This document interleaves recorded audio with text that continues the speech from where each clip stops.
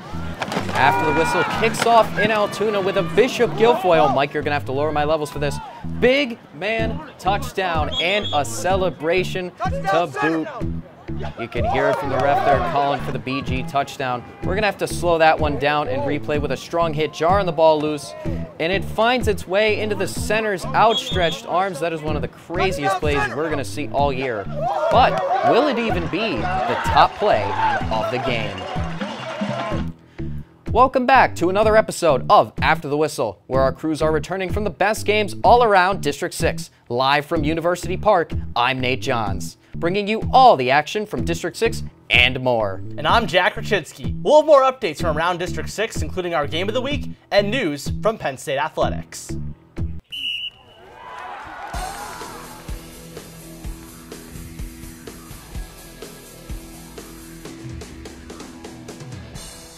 Our Game of the Week features two teams riding the hot hand.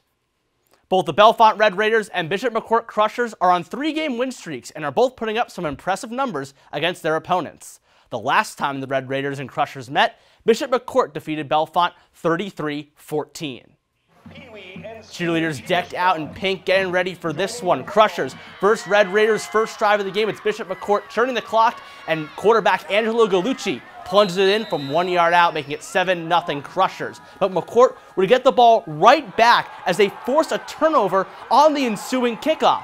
And right after that, it would be Gallucci ripping off a 7-yard touchdown, putting Bishop McCourt up 14-0 before Bellefonte even had an offensive snap. Second quarter, it's running back John D'Elia scoring a 4-yard touchdown. Bishop McCourt now up 21-0. Final play before halftime, Gallucci is going to throw it up. It's going to be his man, John D'Elia, down the field in the back of the end zone. Take a second look at this one. He's going to try to get that foot down, and the refs will rule it a touchdown. McCourt going to go up 28-0 at halftime, and there will be no more scoring for the rest of the game. The Crushers would go on to win the game 28-0. Bishop McCourt jumps to 5-3 on the year and will cap off their regular season next week against Penn Cambria. Bellefonte falls to 5-3 on the season, and will get to look to bounce back against Huntington next week. Our Game of the Week reporter Cassie Vaselis was in Bellefonte for tonight's game. And Cassie, what did you see tonight? Well, Jack, it was a big game for the Crushers as they showed chemistry between two of their teammates. Let's take a look. The Crushers used a fast start to get things going against Bellefonte. McCourt put the Red Raiders in a hole, and the defense kept them down. We didn't just get a shutout. We got a shutout against what we think is a really good football team. And that's a credit to my defensive coordinator, Coach Flight. He works really hard, our players, and everyone that helps us on prepare for the week. And I thought we executed very well tonight. Quarterback Angelo Gallucci and Jonathan D'Elia say they are best friends as they combined for all 4 touchdowns throughout the game. You saw it in the highlights. John D'Elia made a last-second catch into the end zone to end the first half. For Bellefonte, this was a tough way to go into the locker room. I got collapsed from the outside, so I stepped up. I honestly just aired it out. I was hoping for the best. And of course, John comes down with it. I saw an opening, I ran to it, and I told Ange before the play, throw me the ball because I got it. Bishop McCourt won its 4th game in a row. The team hopes to keep the wins coming as we approach the playoffs. It was important for us to get a fast start on the road. It took us an hour and 45 minutes to get here. And like I said, they're a good football team, and I think that was obviously the key to us winning was getting a great start, and we were fortunate enough to do that tonight. The Crushers crushed the Red Raiders' undefeated record at home to keep their winning streak alive. The 6-1 State College Little Lions travel to the undefeated Central Dauphin East Panthers at Landis Field Stadium. Currently on a 4-game win streak, the Little Lions are hoping to extend that streak to 5. State High wants to hand the Panthers their first loss of the season. Eddie Corkery finds Ty Salazar over the middle, who makes a left-hand turn at the sidelines and heads in for the score. The Little Lions were just getting started, as Lamar Wilson rumbles in from 11 yards out as State High starts to put some distance between themselves and East on the scoreboard. Cheerleaders loving it later in the second quarter. It's Corkery with the hot potato pass to Michael Gall, who's in motion, and then he's in the end zone. Kyle Bloss will eventually get the Panthers on the board with a field goal. You can see the band's loving it. There's that aforementioned field goal. We love our kicker highlights on After the Whistle. but State High's early lead would propel them to the 55-17 win.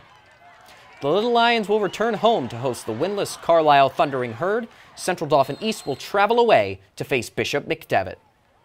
It's been quite a while since rivals Central Dauphin and Bishop McDevitt have met on the gridiron, but all that changes tonight at One Crusader Way. Finally, a showdown between these two squads. McDevitt's Stone Saunders looks for the end zone in his whiteout, but Rams' Jaden Johnson just steps in the way. There's a scrum in the end zone, but the refs say it's an interception as CD turns the Crusaders away. McDevitt ready to right that wrong, but again, big interception as Jamari Robinson-Bell reaches and snags it out of the air deep in Crusader territory. They're just dejected after that. McDevitt's defense does their job, holding Central Dauphin just a field goal by Robbie Jimenez, but the blue and gold would find their stride. Maurice Barnes heads right up the gut and right into the end zone. It's the Crusaders with another W on the year, winning it 28-10. Bishop McDevitt continues their hot streak with their 6th straight win and will close out the 2024 season at State College next week. For Central Dauphin East, they fall to 7-2 and will cap off their year against Harrisburg. Ranked first in the state for the single A level, the Bishop Guilfoyle Marauders are looking to continue their perfect season tonight against the Chestnut Ridge Lions. Joined alongside the Marauders as they take the field. Shout out Evan Smith for that shot. And shout out to the BG team starting off smoking hot both offense and defense showcase with this electric Jake Kissel pick 6. Brotherly love was real tonight. The other Kissel brother, Chase, finds his trusty receiver Hamilton Gates for another 6. Next up, we've got a big man touchdown after a fumble on the goal line. Center Trenton Murphy comes up with the rock and loves every bit of it. Have a big night, 51. You deserve it. The night only got better for BG with the crowning of their homecoming king and queen as the Marauders pillaged their way to a 47-7 beatdown. The undefeated 8-0 Bishop Guilfoyle Marauders will face off next week on the road against the 2-5 Phillipsburg Osceola Mountaineers, while Chestnut Ridge heads home to take on the 6-2 Richland Rams. The undefeated Penn Cambria Panthers travel to the 5-2 Bellwood-Antis Blue Devils. After a loss to Bishop Guilfoyle last week, the Blue Devils are looking to bounce back. Take you out to John R. Hayes Field, where Bellwood-Antis is honoring their seniors, and we begin with the visiting Panthers. They have the ball. Brady Jones scrambling, scanning. He finds Gavin Harold for a nice 41-yard score to put Penn Cambria up 6-0. End of the first quarter, Penn Cambria passing their way down to the goal line. It's Thomas Plunkett. He'll take it in on the run for a 5-yard score. It'll be 14-zip after a successful 2-point conversion. Head into the second quarter, Blue Devils looking to strike back, and it's going to be Caden Pellegrin taking it from 2 yards deep for 6. But a failed 2-point try would keep the score as 14-6. Less than 8 minutes before halftime, Brady Jones, it's a design run for him, up the middle, dodging Blue Devil defenders and into the end zone, 17 yards to the house. And a good 2-quarter would make it 22-6 Penn Cambria. The Panthers would go into the half leading 30-6 and would win 45-6, maintaining their flawless record. Penn Cambria will return home to host Bishop McCourt next week, but Bellwood-Antis will try to bounce back as they visit Bald Eagle. And now let's take a look at some scores from around District 6. The Wilson Bulldogs destroyed Penn Manor on the road, defeating them 58-0. The Bulldogs will go to 7-1 and on to next week, looking to face J.P. McCaskey at home. Both Conemaugh Valley and West Shamokin came into this game winless. However, West Shamokin pulls out their first win of the season with a score of 41-22. With a close game at River Valley, the Panthers came out on top, defeating Marion Center 28-21. Clearfield continues their undefeated streak at 8-0 after beating Richland 41-21 at home. Mount Union takes the easy win against Southern Huntingdon at home, winning 35-8. And the Moshannon Valley Knights fell into the night, losing to Claysburg Kimmel on the road 29-18. Westmont Hilltop gets stumped once more, falling to Phillipsburg Osceola 44-14. They'll go on to play Central Cambria next week as they both attempt to get their first wins of the season. The Juniata Valley Hornets came out on top, defeating Kerwinsville 32-6. Juniata Valley will go on the road next week to face Southern Huntington, while Kerwinsville will travel to face Glendale. The 3-4 Tyrone Golden Eagles are rolling into this week following a win over the Huntingdon Bearcats. The winless Central Cambria Red Devils are looking to get their first win as they visit Tyrone for the first time since 2008. We pick it up in the second half with the score already 35-13 Tyrone, where Golden Eagles quarterback Ashton Walk finds his man Eli Woomer for a first down. Great job there to extend the play.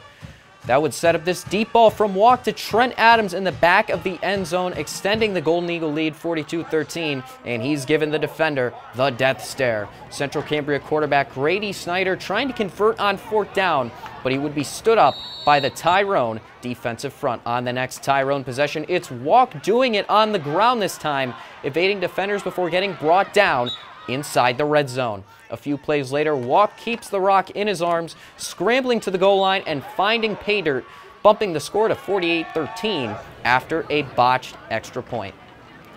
It was all Tyrone tonight as the Golden Eagles soar to their second straight win, 55-19. Tyrone improves to 4-4 as they will close out the season next week against Penns Valley. Central Cambria will host Westmont Hilltop next week, where the winner will get their first victory of the year. The Bedford Bisons are traveling to Central to take on the Dragons. Both of these 5-2 teams are looking for a win tonight, but especially the Bisons, who haven't defeated the Dragons since 2020. Central began the night with a celebration recognizing their seniors, had a nice ceremony before the game, but let's get to the action. It's Eli Muther stepping up to the pocket and launching a 33-yard strike to Thade Mickle, just dusting the defense before he was brought down. And now here comes Bedford.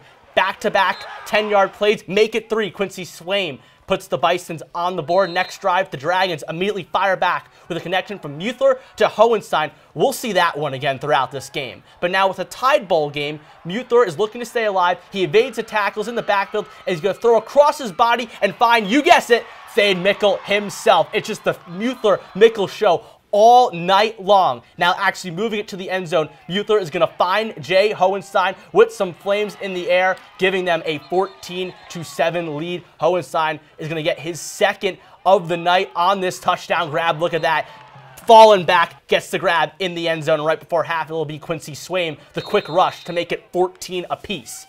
Bedford's run game proved too much for Central, though, in the end, as they took this one 34-27. The Dragons fall to 5-3 and go on the road against Clearfield as the Bisons move to 6-2 to take Greater Johnstown for their final game of the season.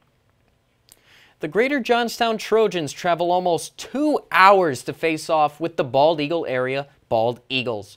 Both teams have lost their last 2 games, dropping the Trojans to 2-5 and the Bald Eagles to 3-4. These 2 teams have only met one other time, with the Eagles winning 59-30. In Bald Eagle area for Military Appreciation Night, you can see the fans are ready to go, decked out in camo. Bald Eagle area will strike first against the Trojans with a 52-yard touchdown pass from Carson Nagel to Brady Fisher. The extra point would be good, and Bald Eagle would go up 7-0. That would be Carson Nagel's 100th career touchdown pass. Congratulations to him. Greater Johnstown, though, will strike back with a 5-yard rushing touchdown from Stefan Hill-Goodman, but a missed extra point meant the Eagles are still up 7-6. Nagel will strike again with a long heave, this time 36 yards to Wyatt Spackman, but the Trojans refuse to go quietly, though, as Hill-Goodman will strike again, this time with a 4-yard carry. A 2-point conversion pass from Julius Reed to Anthony Marissa ties the game for Greater Johnstown 14-14 going into the half. It will take 2 overtimes to decide the end of this game, but Bald Eagle area will go on to win 32-26. Now let's take a look at where some of the District 6 teams stack up in the Pennsylvania rankings. Bishop Guilfoyle will stay at number 1 with another win in Single A, but 3 teams are in the top 25 for 2A. But Nate, that Bellwood-Antis loss is definitely going to hurt them. Absolutely, and moving over to 3A, where Penn Cambria continued their dominance with a huge win, but the Central Dragons, much like Bellwood-Antis, fell. Only the Central Dragons were on the road, and in 4A, Clearfield stayed undefeated with a win over Richland. And both Hollidaysburg and State High got wins in their respective classes, being District 6 lone representatives in those rankings. Coming up, we'll preview Penn State football's clash in Los Angeles against USC. But for now, here are some scores from across the PIAA. Don't go anywhere. After the whistle, we'll be right back.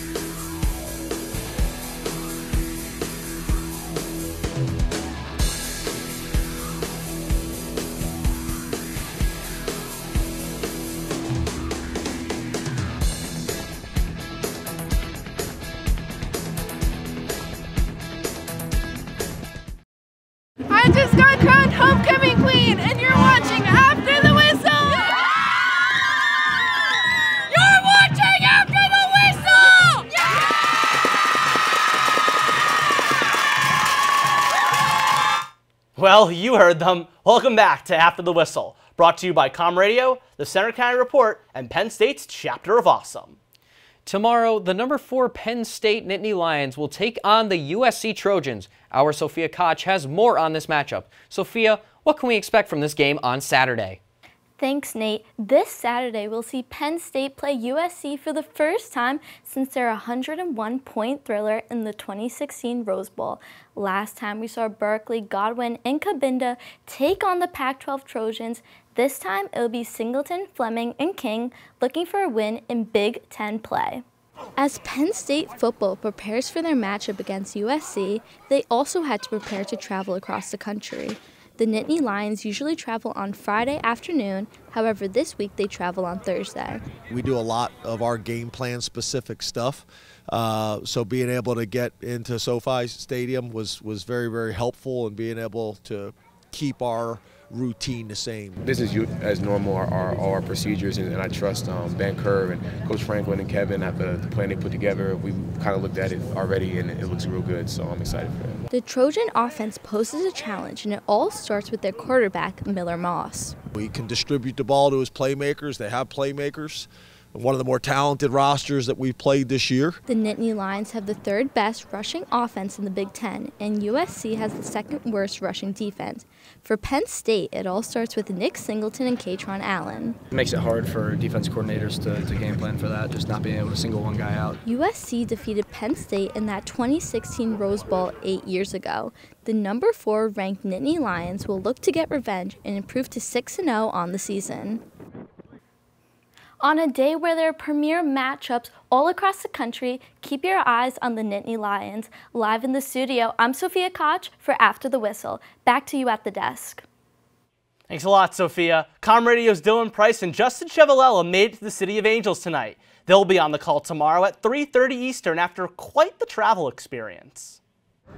After an 18-and-a-half-hour-long travel day, we have finally arrived here in California. Dylan Price, Justin Chevalella will be on the scene for Com Radio's coverage of number 4 ranked Penn State football clashing here in Southern Cal with the USC Trojans. And Justin, it should be a really exciting matchup. Yeah, you look at the number 4 versus an unranked team, but that's not how this game is going to play. USC is a lot better of a football team than they've shown a couple of times early on in the season, especially last week against Minnesota. They have an electric running back duo, just like Penn State's, that's bound to compete on Saturday. Will USC be a Trojan horse in Penn State's schedule, or will they bring the fight in the Coliseum? Find out tomorrow on Com Radio, but for now, back to you guys in the studio. Thanks, guys. We had some exciting matchups today, as well as some very exciting plays. And here are our top 3 plays of the week. Number 3, Tyrone's quarterback, Ashton Walk, is going to launch one down the field to wide receiver Trent Adams for a 23-yard score as he stares him down, letting him know who's boss. At number 2, Chestnut Ridge trying to get something going, but it's intercepted by Jake Kissel. And he takes it all the way for the 45-yard pick 6 to the house. He is loving it, and so is BG. He's even breaking out the dance moves. And number 1, Bishop Guilfoyle looking to punch it in, hands it off to Hamilton Gates, but the ball comes out. And an unlikely hero, the center, number 51, Trenton Murphy, scores the touchdown. The biggest play of the big man's career. We're going to slow that one down for you again as Bishop Guilfoyle gets the touchdown. All smiles from the BG sideline. The center getting the score. Gotta love it here on After the Whistle. Your number 1 play of the week.